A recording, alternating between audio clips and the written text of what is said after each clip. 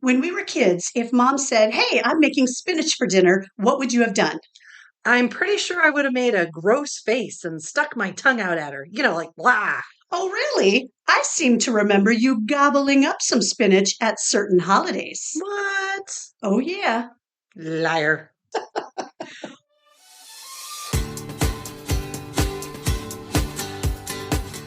Welcome to Mom's Wooden Spoon. Get your apron on and your fanny flicker ready as we cook up some nostalgia. Ooh, yummy. Well, Carrie, our wonderful listeners asked, and they shall receive. Ooh, Christmas presents? Oh no, too late. No, too late. Do you remember last season when we talked about our Aunt Cindy's spinach salad? Oh, I do indeed. Oh, yeah. The best salad. The best ever, Nirvana. Mm-hmm. Yep. We had a bunch of listeners actually reach out and ask us if we could make that recipe in one of our episodes. Well, thank you, listeners. That's awesome. So nice. And so we're going to do it. Well, of course we are. Give the people what they want. Heck yeah, that's how we roll. Absolutely. Yeah, so this recipe is, of course, our Aunt Cindy's. Yeah. And I told her that we were talking about it last season on our podcast, and she said, I still make that for every holiday. As she should, because Yep. it's the best. It is the best. But we also found the recipe in a Mary's memo. Yes, so did Aunt Cindy cop to stealing it from Mary? She did not.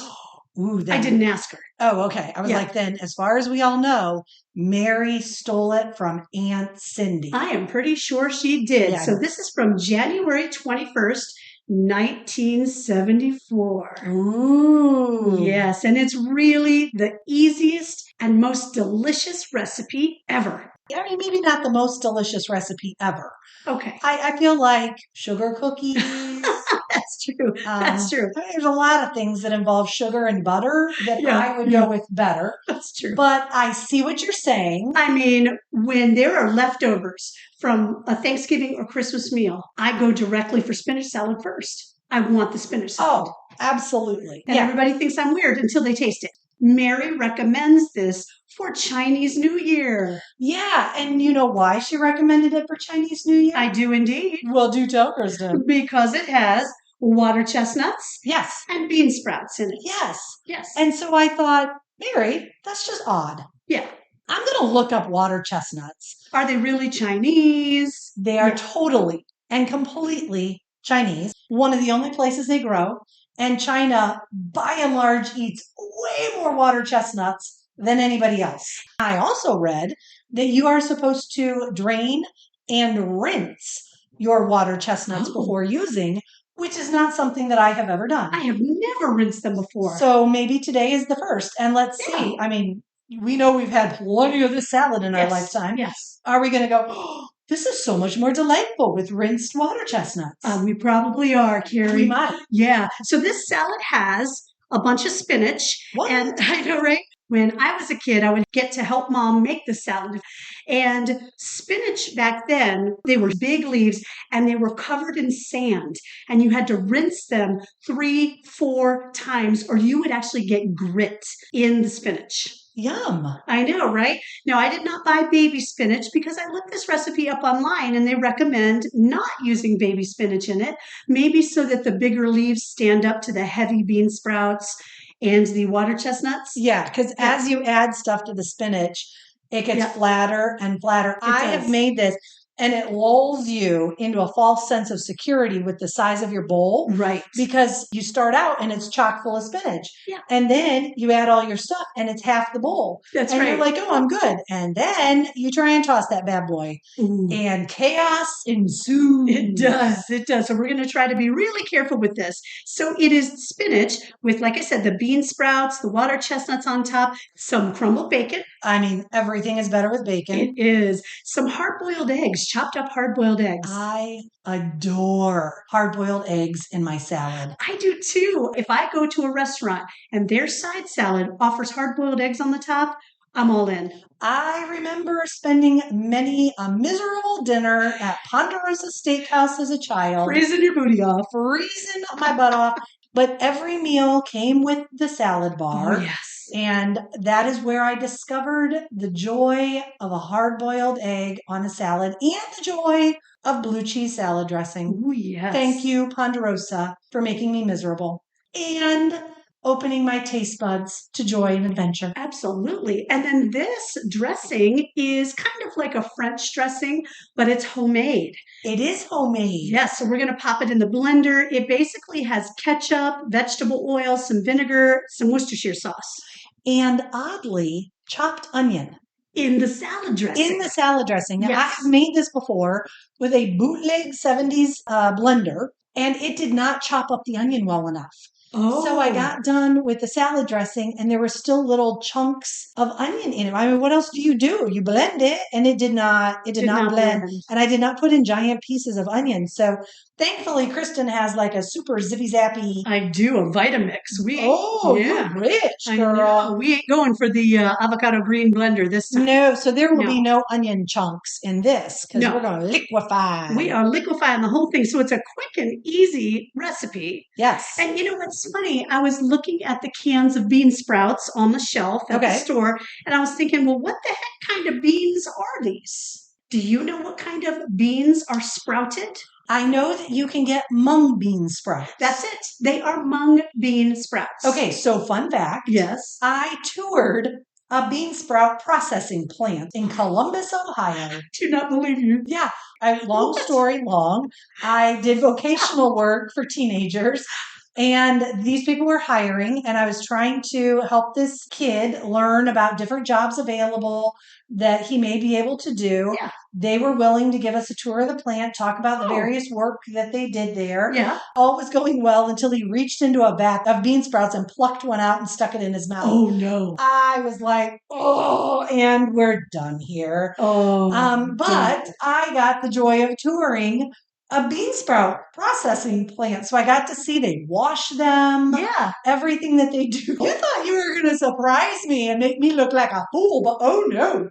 Joke's on you, girl. Joke's on me because I love making Carrie feel like a fool. I pity for you. I was going to say, somebody went on Mr. T. I did.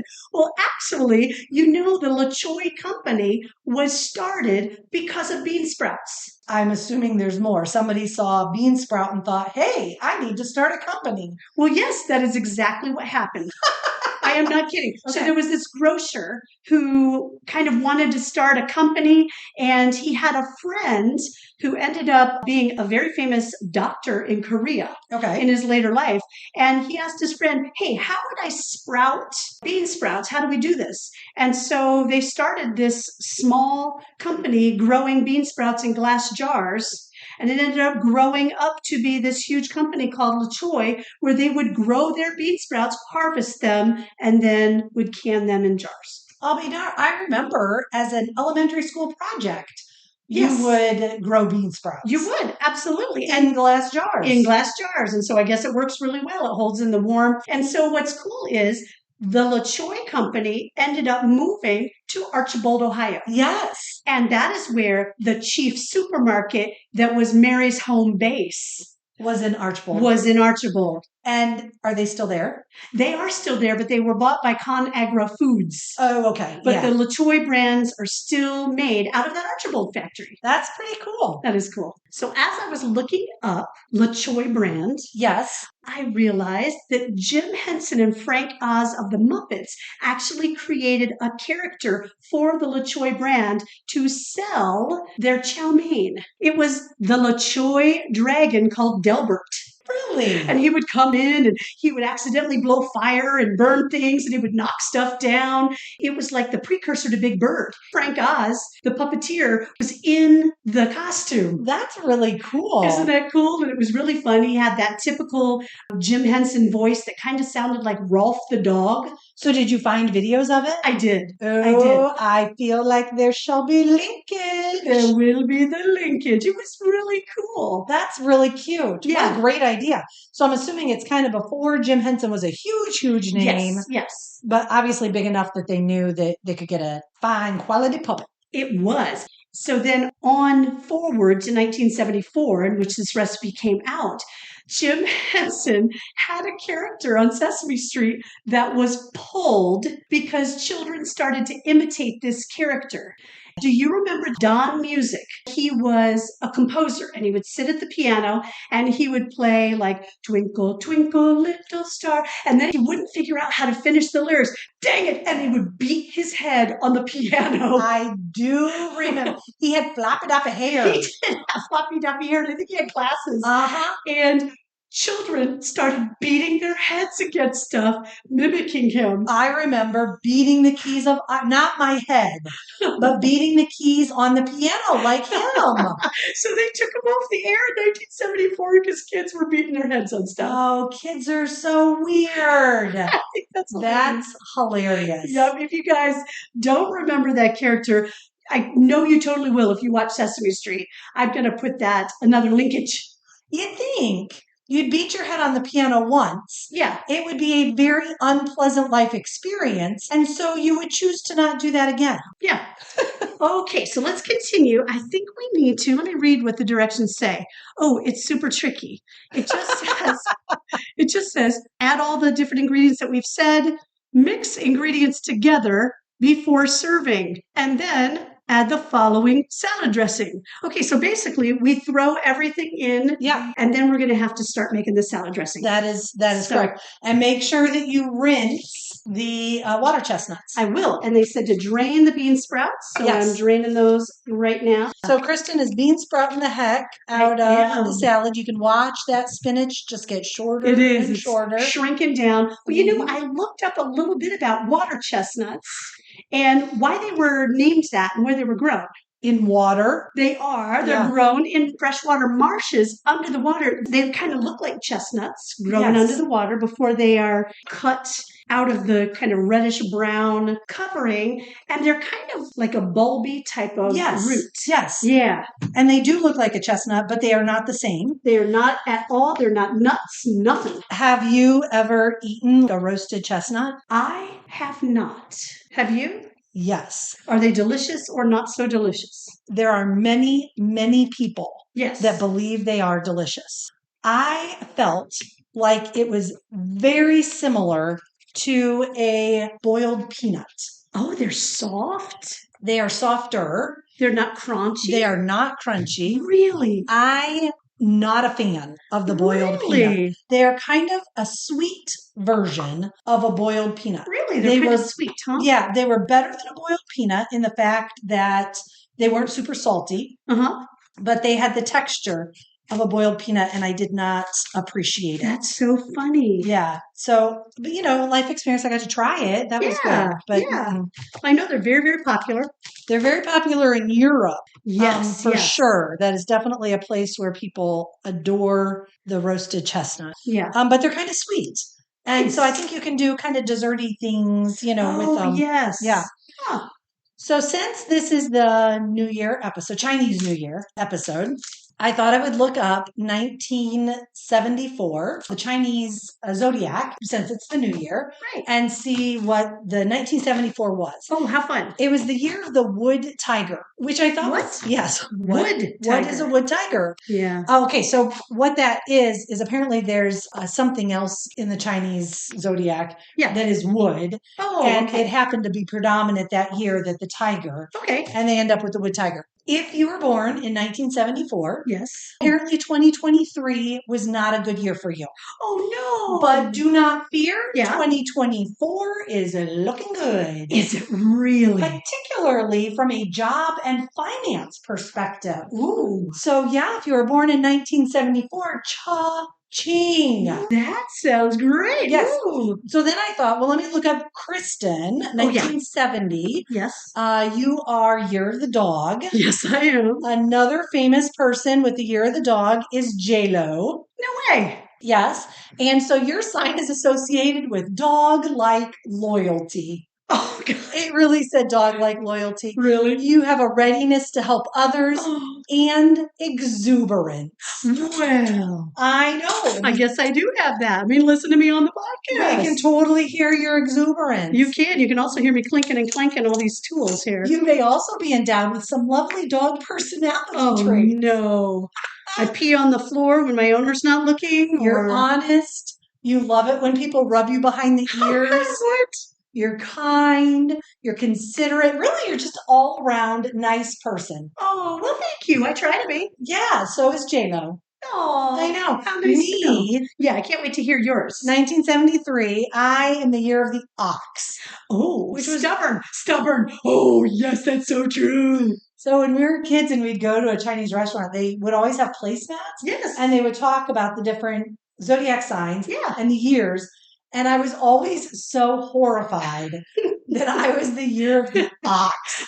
Dog sounded so nice. And I'm an ox. It sounded awful. Anyway, George Clooney, also an ox. Okay, that makes you feel a little bit better. Patience and honesty are two characteristics that people appreciate in the ox. Okay, now I said stubborn, but Carrie is very patient with me. So I was patiently waiting for Kristen to stop interrupting me because I'm an ox. That's what I do. The second part of that sentence. Oh, no. But Yeah. the ox is very stubborn. That is so funny because it's so true. It goes on to say it's hard to change their mind when they've already decided on something. Like, this is painful because it's true. That was really spot on me. That was. And I really think that mine was pretty spot on. Yeah. Okay. Okay. I am sure you can look up your zodiac sign as well and see if it's a spot on for you. Yeah. As it is for us. That was really fun. That was painful. Yeah. Okay, so 1974. Yep. You were looking up all the... Nope, goes in the blender. I was totally putting the onion in the blender. None of it goes in the salad? It doesn't go in the salad, Carrie. It goes in the blender. And then you got to chop up the bacon. And if you have any extra pieces, as it turns out, oxes love bacon. Do they now? It said it on there for sure, Kristen. For sure. Yep. Yeah, so we're putting the onion in the blender, and we're going to put some sugar, the salad oil, the ketchup, and some vinegar and Worcestershire. So we're going to do that while I chop the bacon. You know how I like to kind of sometimes make, Spotify playlists? So I did make one for this, but I was looking at the songs for 1974, and a song came up as one of the number one songs in 74, which was The Night Chicago Died.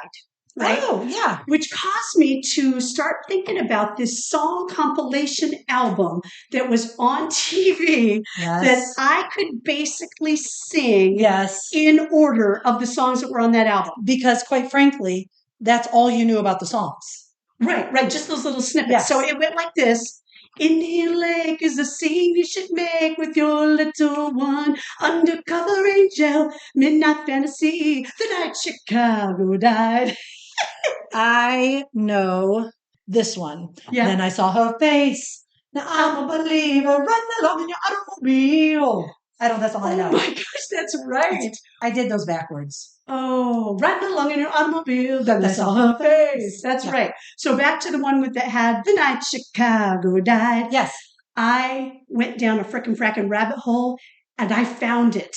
I found the advertisement. I didn't know what it was called.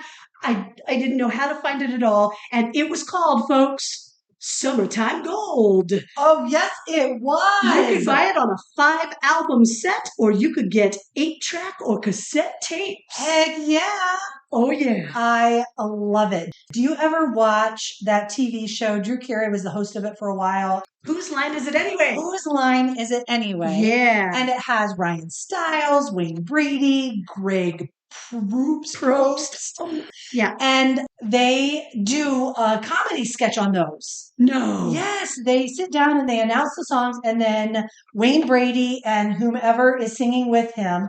So they come up with hilarious titles. Oh, and they're like, oh, I love that 70s ballad jam. Is that spinach in your teeth? Oh, that's hilarious. And then Greg Brady. Who can also sing. Oh my gosh. Yeah. So him and the Brady kids. Yeah. They make up a song to a slow 70s ballad. Oh my gosh. Ooh, that's hilarious. It's hilarious, and it's based on these Summer Gold. Right. Freedom Rock, crank it up. Remember that one? Speaking of those TV ads Yes. that I had memorized, there was one that I think was based out of Toledo, Ohio.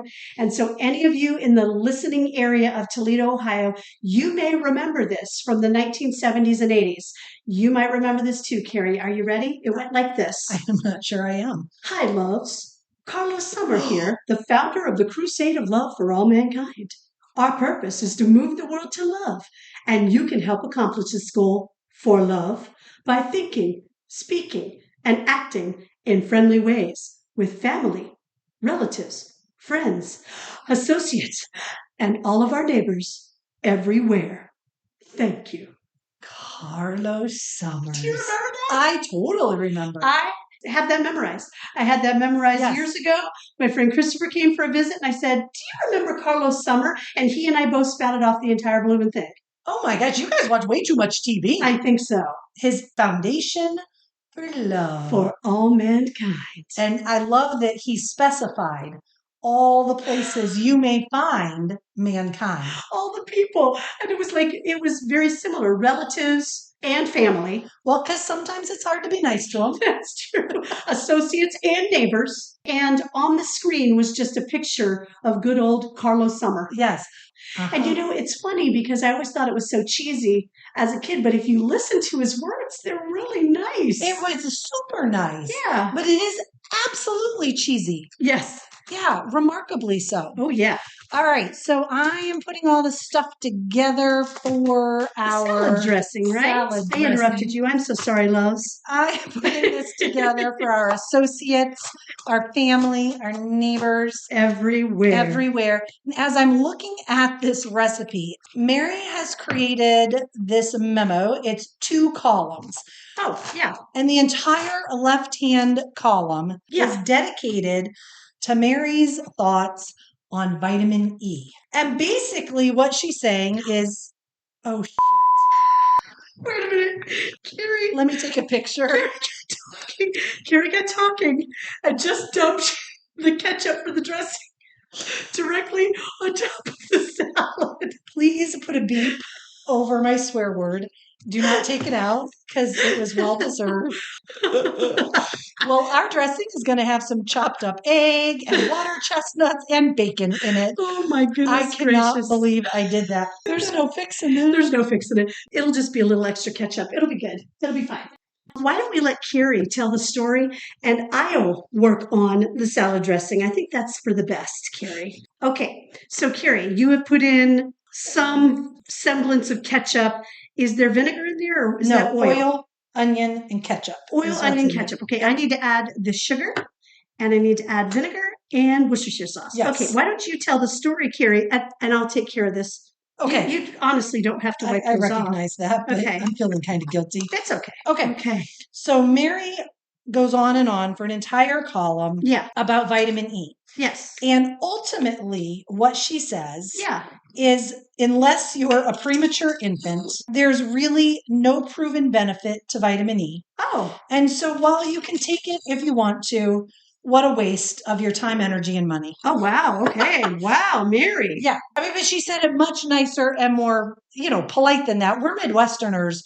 We're polite. Yeah, that is true. So I thought my grandma loved vitamin E. She really believed that vitamin E had a lot of good to it. Yeah. And my grandma's a nurse, and I felt like a really smart lady. And so I thought, Mary, it's been 50 years since your little memo. I'm going to Google vitamin E, and I'm going to show you up. And so I did. Yeah. And I thought, and I'm not even going to go to bootleg articles. Yeah. No. I'm going to look at things that the American Medical Association produces and things with really important acronyms that I don't remember. And so I did. Funny. And as it turns out, in 50 years, Mary's still correct. No way. Yeah. And this is not to say that you individuals have not found benefit. Right. by and large, they cannot prove that it has, for huge groups of people, medicinal value to heart disease, which is one of the things Really? that it says. Okay, so then I was pretty ticked because I'm still stuck on the fact that my grandma, she knows things. Yeah, she was smart. And so what she would do is she would take vitamin E pills Yeah. and cut them open. And if she had a burn, if she had some kind of sore, she would put the vitamin E directly on her skin. And that was what she would say. Yeah. If you ever have any skin issue, a scar, anything, put vitamin Yeah. E directly on it.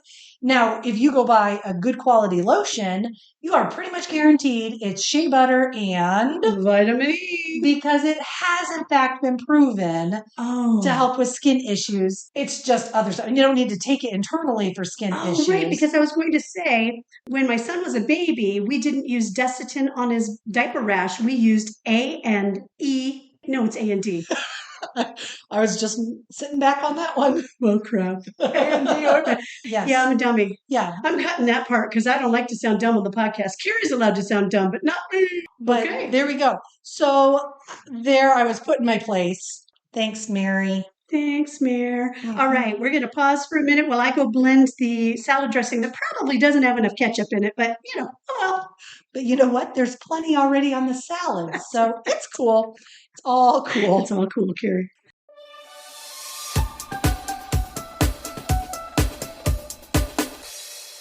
Well, the dressing is not as orange as I remember it. I remember it being orange, like French dressing or Catalina. It's probably because it doesn't have enough ketchup in Oh, man. I think the onion was kind of big. It may have been. It said medium onion, and that was a medium to me, but maybe medium onions were smaller in the 70s. Yeah, I don't know. But true to our guesstimate, Yeah, Kristen's blender was a powerhouse it of was. mashing onionness, and it's liquidy and beautiful. It is liquidy and beautiful and way too much dressing. Oh my gosh. I don't think there's any way you could ever use it. No. From our last season and our 24-hour party salad, Yes. we learned that the 70s was a time of a whole lot of dressing and very little salad. That is so true. But if you poured this on, you would have salad soup. Oh, you totally would. It's a lot. Good news is it's a really yummy dressing. And so you can save it and drink it later. Just take a shot of the spinach salad dressing with your dinner. You could make it into a spinach salad dressing smoothie. Ooh, delicious. I mean, a lot of good things. Add a little spinach. It would just be health in a glass. A little ice and yum. Take it to your spouse. Hey, honey, I made you a smoothie. Make sure you rinse the spinach and the water chestnuts before you throw it in there. Oh, Fantastic. man. Speaking of rinsing spinach, yes, you had mentioned that you used to have to do it as a kid. Yeah. I found very detailed instructions on how you should rinse the bagged spinach to make it last longer. Oh. Okay, so I'm reading these instructions, and you had to rinse it and let it sit for 45 minutes in this mixture of more than just water, I don't know what. And then you had to set it all out on towels, drying it completely. And then you had to do, and I got thinking, by the time you're done, you could have just opened the bag, made the salad, and eaten it. Right. It was probably a good 4 hours worth of work. Wow. To make the spinach last. And I thought, just don't buy so much spinach. I guess not. But that is what it was like back in the 70s when I helped Mom make the salad. You'd rinse it, and then you would have to lay out all the spinach on paper towels and let them dry. Of course. Yeah. But not to store it for a longer period of time. No. I mean, I've had spinach in the fridge. It doesn't go bad like all of a sudden. No, and the beauty of this spinach salad is, even though we put the dressing on the entire salad, and you could serve it with the dressing on the side. Yes, and I have. Yes. But even though we put all the dressing on it, we'll put this in a Tupperware container, and it will still be delicious tomorrow. Yes, and I would say then the day after that as well. But truth be told, I don't think we've ever had it last that long. Never. I always eat it all up. But the beauty of spinach is that it does not get soggy. No, now you do have to scoop onto the bottom of the salad because all the yummy stuff falls. No matter what you do, Yep. you twist and turn, you do anything you can. Yep. All the yummy stuff is at the bottom of the Because it's salad. heavy. It's so heavy. It is. Yeah. But that's so funny. I do the exact same thing. We have this at Thanksgiving. Yep. I want nothing but the salad. Yes. The first thing that goes in my refrigerator, I am out of leftovers, is the salad. Oh, yeah. It goes first. Before the stuffing, which is saying something. I was saying something because I love me some stuffing and green bean casserole. Mhm.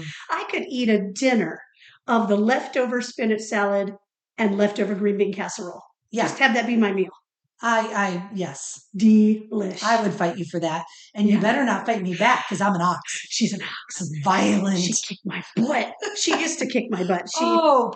Please. She was good at that. I would grab her wrist. She'd scream mercy. I would. It was very anticlimactic, people. I was a wussy.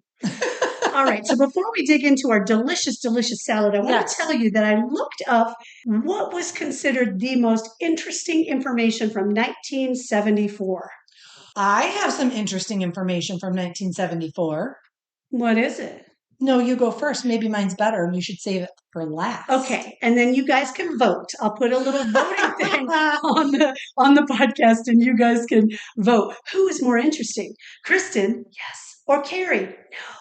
All right. So the first interesting thing that I found, well, it's interesting. It's not funny. My second one is funny. Oh, I have no funny. Oh, okay. So my first one was that the first UPC scanner was installed at Marsh's Supermarket in Troy, Ohio in 1974. Okay, so was this the first UPC scanner in a grocery store or just in a Marsh's? In anywhere. The very first UPC scanner. And the very first product to have a barcode was spinach. Yes. How did you? No, I'm kidding. It was water chestnuts. No, I'm kidding. A pack of Wrigley's gum. I'll be darned. Yeah. So they installed the scanner, but the only thing they could scan was Wrigley's gum. Apparently so. Apparently people in Troy, Ohio, love the Wrigley's. Wow. We drive past Troy, Ohio. Yes. It is just north of Dayton, right off I-75. Yes, indeed. On the corner of Door and Secor. We'll come out and get you.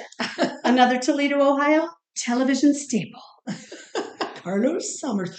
So was Carlos' first name Carlo, or was it Carlos? And it was just all the S's went together, so it was Carlos Summer. Right. Well, I always thought it was Carlos Summer, right? It was not. It's Carlo. Carlo Summer. All right. And it's spelled Sommer. Oh. Yeah. Interesting. Very interesting. Not really, but that's okay. Okay, now it's your turn to say one thing that was interesting from 1974, and folks are going to vote. I didn't just go 1974, people. I went January 1974. Whoa. Oh, yeah. Okay. I did indeed. January 1974 is the month that the 55 mile per hour speed limit became national law. You're kidding me. No. So then the question begs, what was the speed limit before? That is what I was going to ask. Willy-nilly was the speed limit. Kidding me. It depended on the state, the county, the road. Whoa. It was a free-for-all. Wow. It could have been 70. It could have been 50. It was all over the place. It was a 74 gas crisis. Yes. And that was the reason somebody had determined that 55 was going to save people money on their gas. Oh my gosh. I've seen old clips of news from 74 with the cars down the block lining up for gas. I mean, insanity. I cannot imagine. We have had moments so in Georgia, there's a hurricane and it messes up the pipeline that comes to us. Yeah. And so gas becomes a challenge to find. Yeah. And sometimes you pull in the parking lot and the cars are 3 deep. But that's nutty. So 55 to save gas. Wow. I don't know that it really does. It did save lives, they think, driving slower. But the vast majority of people never actually bothered following the speed limit. Well, because I can't drive 55. Yes, but it also created multiple songs. Yeah. Yeah. Ooh, I feel like I won. I think you probably won. I think that barcode one was lame compared to that. But okay, do you have one more? Oh, can she redeem herself? Yeah, people? Yeah. I think not. Probably not.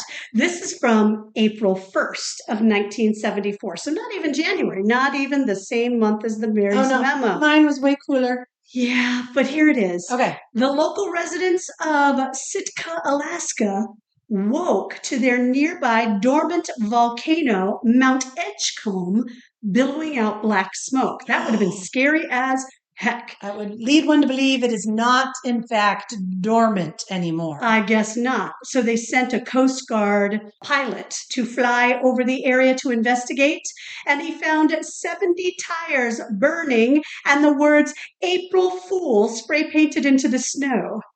Oh my gosh. Apparently, this guy named Oliver Bicar had lit nearly 100 tires on fire. That's bad for the environment. So bad. Like, why is that the first place my mind went? I know. Like, forget the volcano. Oh, heck, nobody in 74 cared about the environment. We were burning leaded fuel. That's true. Not often, because you couldn't get it. That's true. Yeah. That's true. So, wow, 100 tires on fire to freak everybody out, to think the volcano was erupting. For April. That's a well planned out April Fool's joke that probably landed him a little jail time. I would think so. Into the clink from Mr. Bike Car.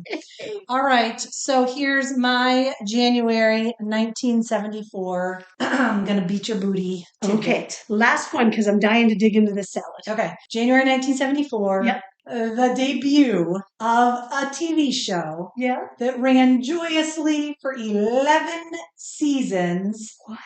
Happy Days. Oh, yes. Yes. That wins. I don't think so, because I think I've talked about that before in another podcast. Was it a January 1974? Okay, fine. No. You know what else premiered? What? $6 Million Man. Oh. And the doll where you could look through his creepy bionic eye. My husband has it. Really? Yes, but his bionic eye's kind of fallen out. Okay, so you guys are going to have to vote. I think it's probably down to the April Fool's joke of the burning tires or the I can't drive 55. You're weird. All right, I'm going to grab us some bowls and we're going to dig in. Oh, I cannot wait. I think that's very nice that she's going to have us put it in bowls instead of just eat it right out of the huge salad container, which is, totally what I would do. We're civilized up in this family. Well, I'm going to dish up some for myself first. Ooh, I think I took all the water chestnuts. Yep. What do you mean? I'm going to mix them up for me first. You didn't give me any. I thought you were going to grab for it, but you were grabbing for your phone to take a picture. No, look at me doing work for our podcast. Oh my gosh, that is so rare that you need to mark this moment on your calendar. Carrie helped with the food on the podcast. I gave you a lot of salad. Thanks. Yep. All right. Are you going first? Well, yeah. I think I'm going eat first. Eat your spinach, Popeye. All right. You're going to hear some crunch. If she gets a water chestnut, there will definitely be crunching. I do love a good water chestnut. To me, it's kind of like a crunchy version of tofu. Mm-hmm. It doesn't have much of a flavor, but it'll kind of absorb and soak up whatever flavor of the yummy food you put with it. Well, go ahead, Carrie. You know what I think it needs? What? Spices? More ketchup. Oh, you're a hoot.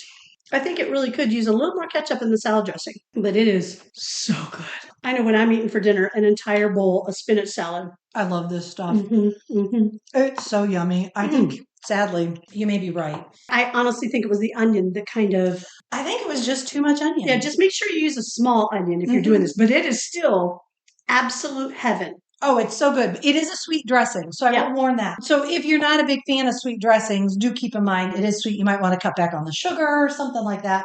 Because it's sugar and ketchup in it. It's sweet. But to me, that's what makes it so yummy. I actually saw a recipe online that uses tomato soup instead of the ketchup. Tomato soup has a bunch of sugar in it too, though. It does. It does. It just might be oranger. We didn't feel like it came out very orange looking. Yeah. I don't know. I'm going to just go with onion. We're going to blame all of our problems on Kristen's poor onion selection. Yeah. I thought I got a medium, but... She can't pick onions. Nope. She can't pick fun facts. Oh, that was bad, Carrie. But we still like her because she's a dog. Oh my God. It just keeps getting worse. You need to stop, Carrie. You're digging yourself a hole there. But I'm not concerned that she's going to get mad because she's loyal and kind. It's okay, Carrie. I love you. Obedient.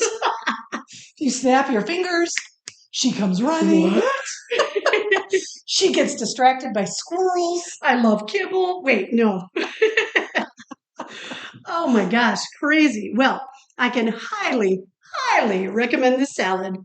Too much onion or not, it is absolutely delish. Yeah, it beats 24-hour party salad This was delicious despite the mishap.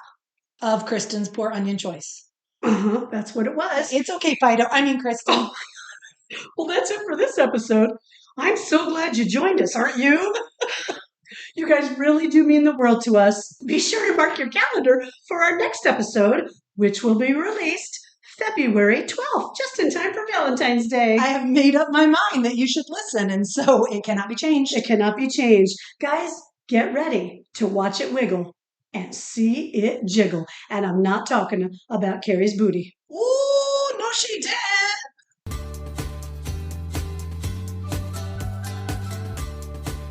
Thanks for listening to Mom's Wooden Spoon. If you like what you heard, don't forget to subscribe. If you want a copy of this recipe or to check out our blog, click on the link to our website in the podcast description. If you'd rather, you could get to our website through Facebook, Twitter, or Instagram. Pick your poison. Don't say poison. We're making food. Hi, loves. Carlos Summer here, founder of the Crusade of Love for all of mankind. Our purpose is to move the world to love.